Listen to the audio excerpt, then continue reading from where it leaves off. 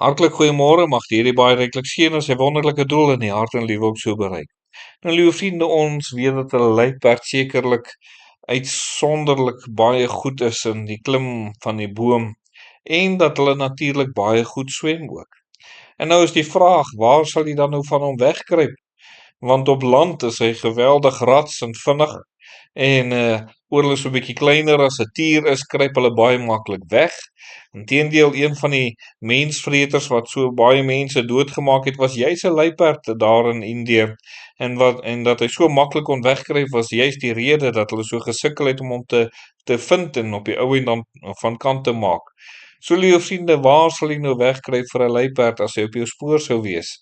Dit sal sekerlik baie moeilik wees en jy sal baie ondervinding moet hê en jy moet maar iemand kry wat weet, kan ek nou maar sê 'n PH kry om hierdie luiperd te jag dat hy nie meer jou sal volg nie. So is dit, liewe vriende, wat ons dan nou vanoggend ook so met u wil deel, daar in Romeine 6. En die vraag wat ek vir u wil vra is, leef u? Ja, as 'n ou nou gedurig deur in vrees lewe, liewe vriende, dan leef jy nie. As jy gedurig deur met verwyte lewe, leef jy ook nie. En ek dink ons almal weet dit, maar die ander kant van die munt is ook dit, as ons in sonde lewe, dan leef ons ook nie. Die duiwel mislei ons en laat ons baie keer dink dat as ons in sonde lewe, dat sonde ons gelukkig gaan maak en sonde mag jou 'n bietjie blydskap gee vir so kort rukkie, maar daarna gaan 'n geweldige dierprys altyd saam met sonde gaan. En daarom sê die Bybel vir ons 'n geweldige groot saak. Hoe is dit dat u op hierdie aarde kan leef, regtig die lewe kan geniet en kan leef? En Romeine 6 vers 8 sê, as ons dan saam met Christus gesterf het, glo ons dan ook dat ons saam met hom sal lewe. So dis nie net, liewe vriende, dat ek wegbly van sonde af nie, maar dis ook 'n tweede saak, dat ek saam met die Here sterwe. Met ander woorde, dat hierdie ek van my dood gaan en die Here Jesus verheerlik word. Dat my lewe algeheel oor die Here Jesus sal gaan. En soos wat ek saam met die Here Jesus sterwe, sal ek sekerlik ook so saam met hom lewe. En die Bybel gee baie goeie rede. Net daarna, hierso in vers 9 staan daar, omdat ons weet dat Christus, nadat hy opgewek is uit die dode, nie meer sterf nie, die dood heers oor hom nie meer nie. So waarom sal u dan leef nadat u dan saam met Christus gesterf het? Want die Here Jesus het opgestaan uit die dood uit.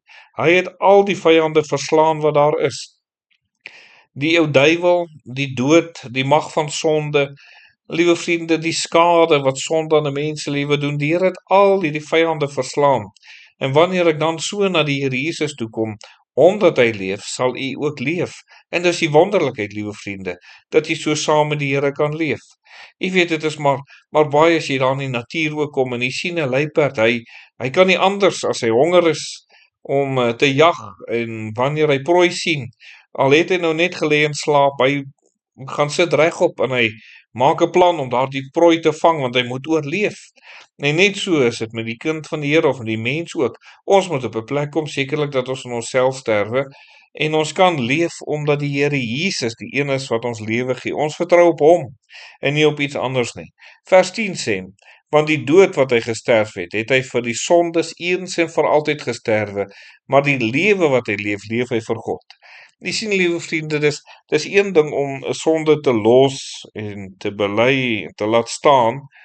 En as mense wat sekere dinge wat hulle weet wat verkeerd is in hierdie lewe gelos het en daarmee gestop, maar nou is die probleem, hulle leef nie. Hulle sit so half in 'n depressie, in 'n gat. Hulle weet nou nie eintlik wat om te doen of hulle lewe so half dood of vervelig, maar iemand wat hulle lewe aan die Here oorgegee het nie net die sonde afgesterf saam die Here nie, maar nou elke dag leef daai persoon vir die Here.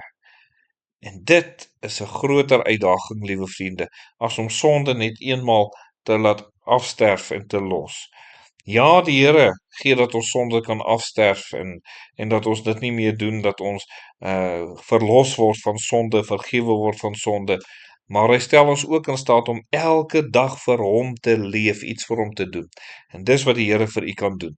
En die vraag is vanoggend, weet u van daardie lewe? Of is die geestelike lewe maar half dood? As dit dood is, wil jy nie na die Here Jesus toe kom. en alles aan die Here oorgee en saam met hom leef. Kom ons bid. Ons dierbare Here, baie dankie dat U gesterf het en opgestaan het, sodat ons ook die sonde kan afsterwe, maar ook 'n lewe kan vind saam met U. En ons bring aan U die eer vir dit wat U kom doen. Amen.